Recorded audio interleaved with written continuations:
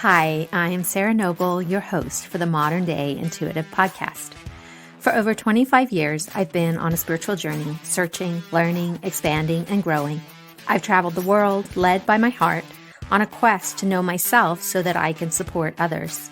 This podcast was created from my deep desire to help you connect with your intuition and to inspire you to create a life where the impossible becomes possible and you live into your sacred dreams and desires. Thanks for being here and enjoy the show. Hello, my loves. Welcome to the show. So happy to be here with you with a wonderful reading today. Before we dive in, I want to remind you that we are enrolling for the Untamed Intuition Ignite the Wild Within mentorship. We start in September. If you are interested, there's a link in the show notes. You can read more about the program. We will be joining together to meet for classes, for coaching, for intuitive readings. There is content for you to explore, shamanic journey, meditation, activations, lots and lots of teachings from me. It's a really incredible space for you to explore who you are and your spiritual path, and I would really love to be with you. So if you would like to join us, please reach out. You can book a call if you would like, and we can chat about options. So for our call today, Elise is here and she's struggling to decide who she wants to be and what she wants to do. She grew up in a home where she didn't feel safe and cared for, and it's showing up in her life today as indecision. And this way that she is looking outside of herself for something to fill the space inside her. And so this reading takes us on this beautiful journey of looking at how to follow your heart when it is calling you towards the non-ordinary path. How clearing and healing your own childhood trauma allows you to be a better parent to your own children. Listening to your intuition and taking risks to live your true life, regardless of what society tells you you're supposed to do. Recognizing what it feels like to make a decision led by your intuition. How to internally cultivate a feeling of home within you. That there are no wrong decisions, just the choice you make and what you do with it. And we also look at setting boundaries and how other people's feelings and emotions are not your responsibility. Enjoy this beautiful reading with Elise. Hi, Elise. Welcome to the podcast. How can I help you today? Hi, Sarah. Thanks so much for having me on. My question today is, so I'm 25 years old and I feel like I have my whole life, this whole world ahead of me, and I'm just struggling with deciding who I want to be. Every day I wake up and I want to have a new career. I want to be someone new. I want to live somewhere else. I just can't decide what I want, and it's become really overwhelming, and these feelings just become stressful, and it's not fun anymore to decide who I want to be. So I'm just looking for some guidance on how to make the correct choice, and if I make the wrong choice, how to not feel like a failure in that. Thank you. So as you're talking, the image that you're showing is a hamster running on the wheel. Like, and you're just spinning your wheels. And where you're bringing me to is your heart. And the way that I see it, it's like fractals and fragments. So like I see it like maybe like a giant emerald, and it's cut with all these fractals and fragments. And I get the sense that your heart is aching. There's a brokenness, like a broken-hearted feeling is what I track for you. It's like a sadness and wishing that, like, there's a certain type of love that you want, that you need, that you feel you need, and you don't know where to get it from. So Yeah. what happens with that information? Yeah, that actually makes me emotional when you say that. I feel like that really hits home. I feel like I'm so homesick for this place that doesn't exist. I'm so like homesick for this love that I feel like I don't have or I can't achieve. Yeah, just feeling I always have this longing for this homesick for this place that I don't feel exists. Yeah. Do you want to tell me a little bit more about that place, what you imagine it to be? Hmm. Like what I imagine my home to be. Yeah, the place that you're homesick for. What if it did exist? What is it? I don't know if I've ever explored that of what it could look like. I've never really dug deep into what that home of the homesickness is. I've just kind of sat in the feeling and yeah, never really explored it too much. Do you want to play a little and see if you could come up with something? Yeah, when I think of like the home that I want, that I'm longing for, it's this simple life. I want like just to grow my own food, to homestead, to have some chickens, to make everything from scratch. I just want this like simple life that is unbothered and easy. But even when I'm saying that, it doesn't feel like that's the thing that I'm longing for. And it kind of goes back to this question of every day I want to be someone new. I want to see something new. And yeah, I feel like the home that I'm homesick for is always evolving and changing. Yeah, well, what can happen, right, when we don't have a safe and secure home upbringing, like that sense Mhm. of real safety and belonging, and that we're loved unconditionally inside our childhood home. We grow into our adulthood still yearning for this place that didn't exist, right? Like the fabrication, the fantasy of what it could have been and wasn't. And so we tend to satellite ourselves is the way that I see it appearing in you, where you take parts of the inside of you and you put them on the outside Mm. so that it's a way to create safety inside ourselves because we weren't given that internal safety. So we bring it and we put it outside of ourselves as a way to try to create a safety net around us, when really the correct place for that is really deep internally in us. And how that plays out, right, is, oh, well, if the next house will make me feel better, the next place to live will make me feel better, the next relationship. And we start putting these things into that fill in the blank type of sentence that once I have that, then I can feel that sense of safety, that sense of worth, that sense of home that I've been looking for. Yeah, I definitely resonate with that. And my childhood growing up, I jumped, my parents were divorced and I jumped from multiple houses. My parents really disliked each other. So I never really had the stability and the full love, I feel like from I mean my parents loved me, but I feel like I was kind of a burden because they hated each other so much and I was the common denominator between them. And so I just never felt like fully worthy of either their love and like physical stability going between each house. Yeah. And as you're talking, I can feel that like palpitating in my heart, like almost like an anxiety or an anxiousness of where do I belong? Where do I fit in? Where's my sense of self and safety? Yeah. And I think that really speaks to like this fear that I have of getting married and having kids because I fear so much that I'm going to be like my parents and I'm going to put my child in an unstable household and I'm going to make my child not feel worthy of love. And so all my friends were in different stages of life, but they're getting married and having kids. And I'm scared to do that because I'm scared that I'm going to give my child what I've had. And I don't want that for them. Yeah, I understand that deeply from my own journey. And I think what's happening for you in there is some fear around, yes, doing that, like that same pattern would get passed down to your kids because that's what happens, right? We do pass down. And yet, what I also sense in there, my love, is a thread of your own intuition, Mm, knowing that you are not ready yet, because you are on a growth path. You are walking a non ordinary path of life.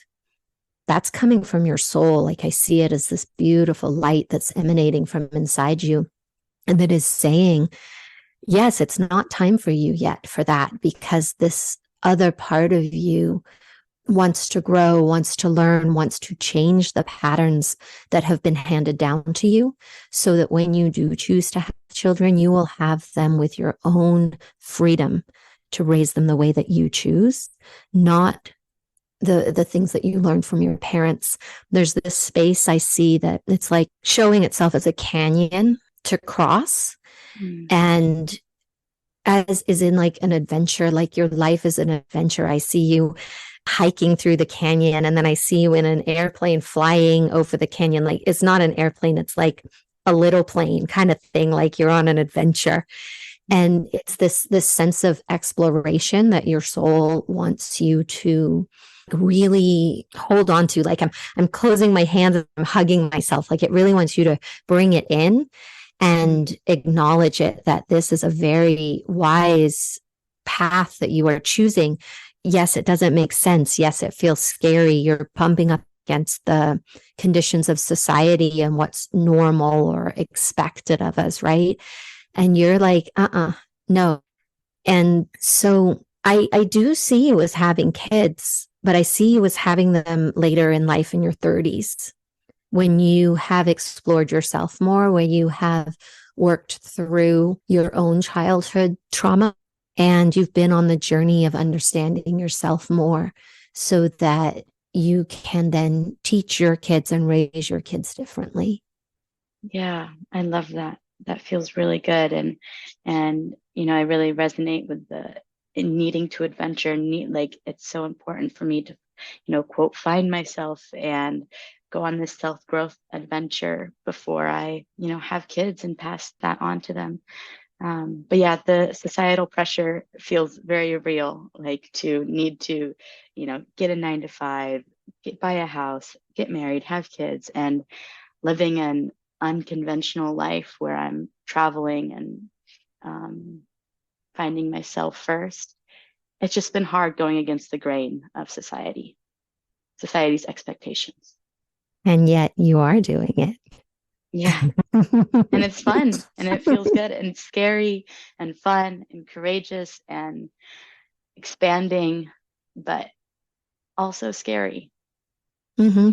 Yeah. And I personally get that. When I was 26, I put all my stuff in storage and took off in my Jeep with a guy I barely knew. And I didn't come back to get my stuff until 5 years later. Wow. So I feel you. Like I get that. I get this sense of like excitement for you. And yes, it was scary, but oh my goodness, I wouldn't change it for anything. Yeah. Feels like one of those things that I need to do so that I don't regret it not doing it one day. Yeah. And if you feel that, then that is true and correct for you. Because it's also true and correct for some people to get married and have kids at 25. That is Yeah. what they want. Their heart is saying yes. And what you're bumping up against is your intuition that is like, not yet, not yet. It's not your time. Yeah, totally. So I want to bring it back to maybe some practical things for you, right? Because you had said where you're concerned about making a wrong decision, Mm-hmm. and you've got like, oh, I should go to this place or that place, or who am I, and all these things. So, given what we've talked about and this settling into this truth underneath that you are not here to live a quote unquote normal life, right? You are going to walk the path of the non ordinary. Mm-hmm. How can I support you with this place of making a wrong decision, what you're choosing? Like, what are some of the things that you are looking at? What is happening in your life that you think you might make this wrong decision around? For a long time, I've been people pleasing and making decisions that are against my intuition to please somebody else. I'm worried that I'm going to make another decision that's not for me, that's not in my heart, that's not a hell yes. You know, like I'm worried I'm going to make another decision for somebody else and I'm going to feel that deeply. and regret, maybe is the word. Do you have a specific decision you're bumping up against, or are you speaking like in general? I think in general. So, as you're choosing to walk this non ordinary path, you're concerned that as things come up, you're going to choose others over yourself. Yeah. When recently have you chosen yourself and your path? Like, even though somebody might have not understood?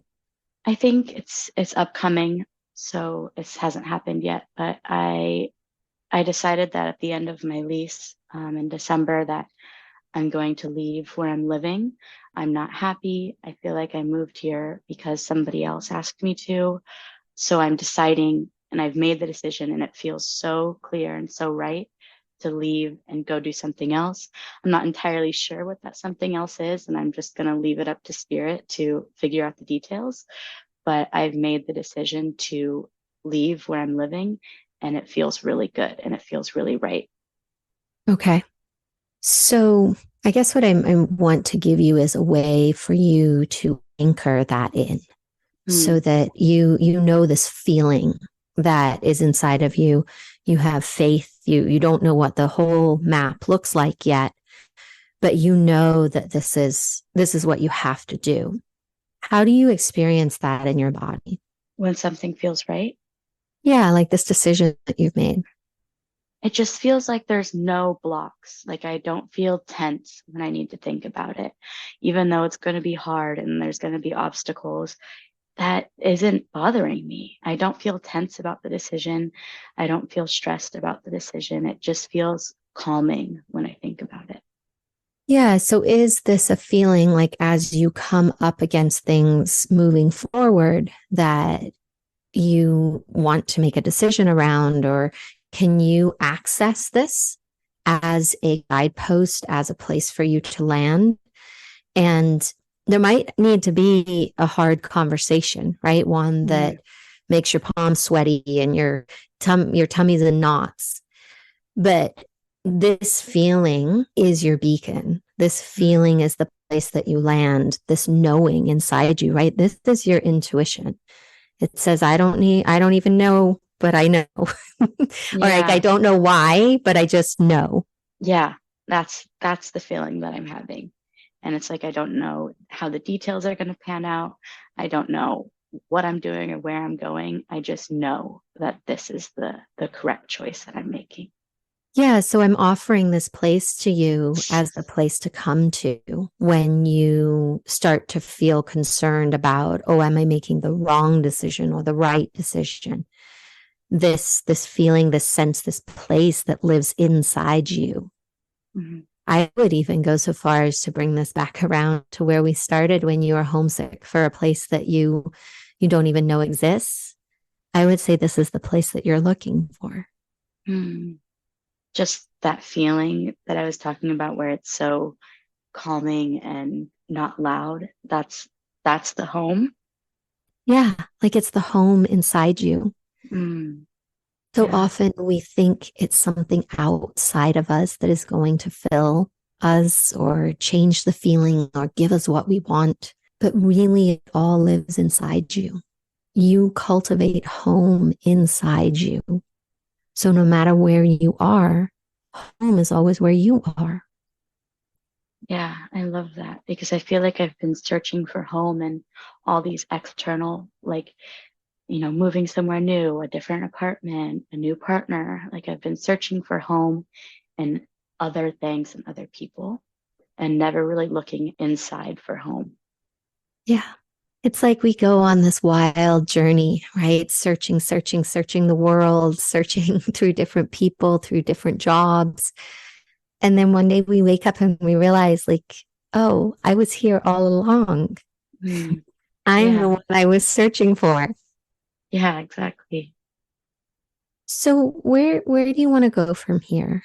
You know, you had this decision piece, and do you want to explore that more?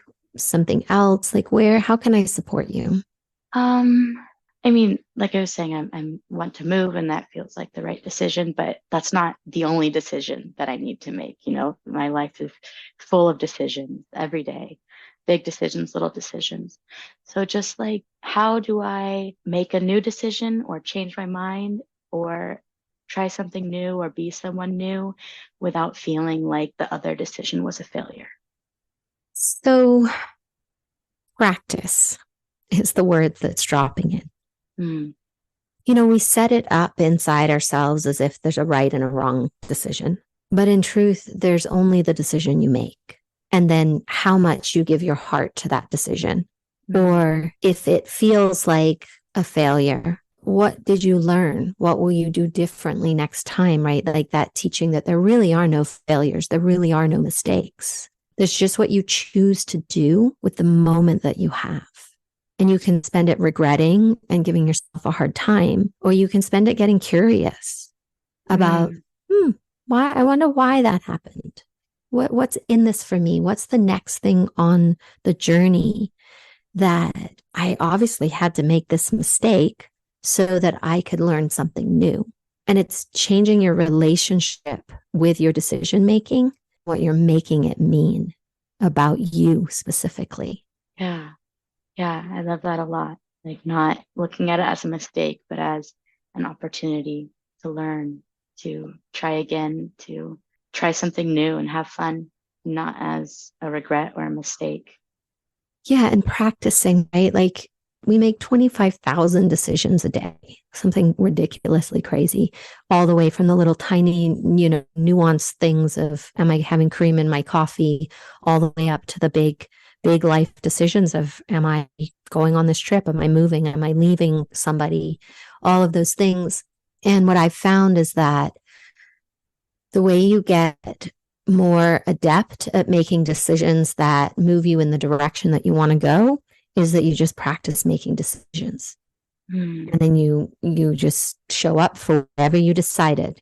It's in when we get in the energy of always looking back and second guessing ourselves that we are decreasing our capacity to trust ourselves.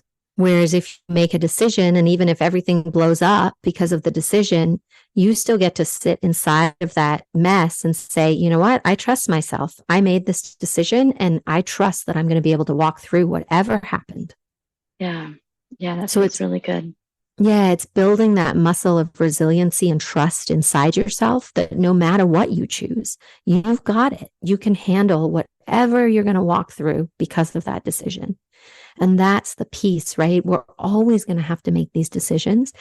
And they're always going to feel scary.